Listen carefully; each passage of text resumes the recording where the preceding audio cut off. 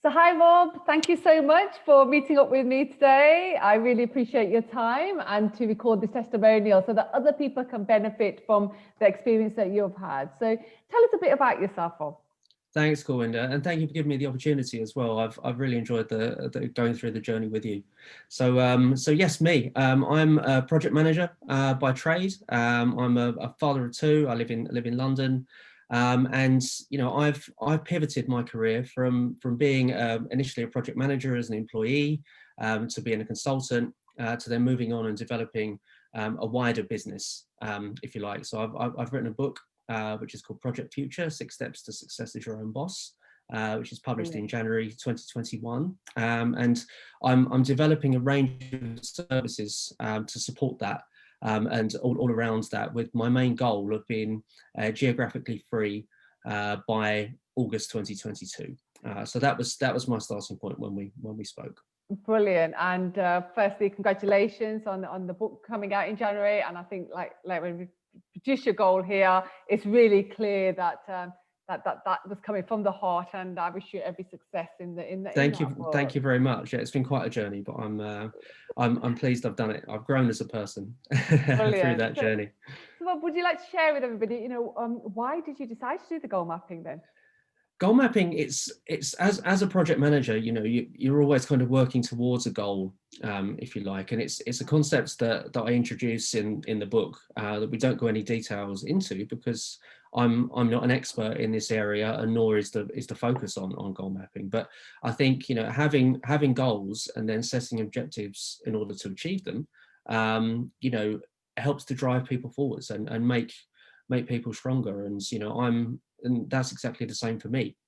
So everything that I've done and I've looked to achieve, and as I've grown and we've grown as a family, has all been on the basis of making our life better, if you like. And now it feels as though we're in a new stage, and looking at goal mapping and trying to make a robust goal that I can work towards, and finding the route towards that was really my inspiration for doing this.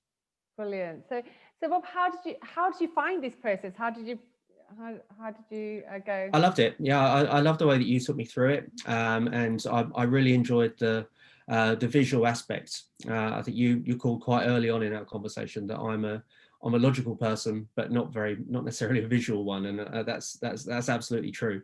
I'm not naturally a visual person, but the process flowed very smoothly, and it all kind of, each step builds on the previous ones.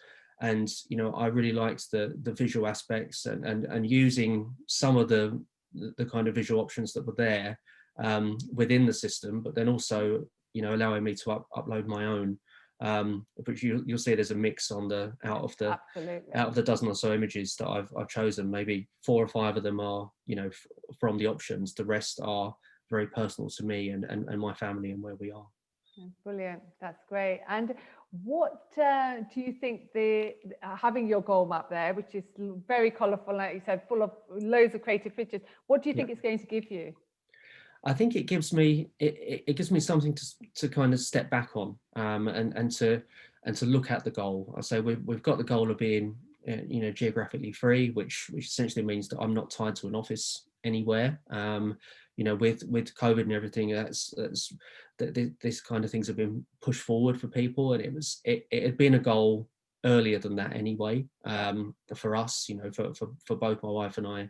And I'll always need to see clients. I accept that completely, but I want to have the variety and flexibility of those, and to be based from a home office 4 days out of 5, if you like, and so that's the main basis behind the goal, and everything else that we've called out here in the goal map is building towards that. And there's a lot of water in the main image there, and water is important to me. It's something that helps me relax and feel comfortable. And you'll see the image at the top right of my goal map is that I need balance to feel healthy. I need, especially being that bit older and more experienced in my career now, it's something that I've realized more and more is important, and to keep things in check and sustainable. And so that's something that we're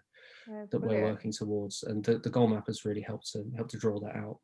Excellent. And like I said, it's that the imagery, the way you're talking about it, just for someone who was quite logical thinking, the imagery has really come to life for you. So that's fantastic. Yeah, it really has. So Bob, who would you recommend this whole goal mapping process to then going forward? I think it can work for anybody. I think it's a great system. I think there's no reason why it can't work for anybody. But I think anybody that's willing to take action and hold themselves accountable, I think that's the key, because it can be so easy to have a goal or to set one loosely, but then not actually build towards it or kind of drive that action. It's another thing that I really enjoy with this is the milestones that build towards the goal, to kind of to check as a checkpoint, sort of if you're on track and things. So I think for someone that's willing to take action and to happen, then absolutely use the goal map and help make yourself accountable for achieving your goal, rather than just kicking the can down the road and pushing things back another year or two.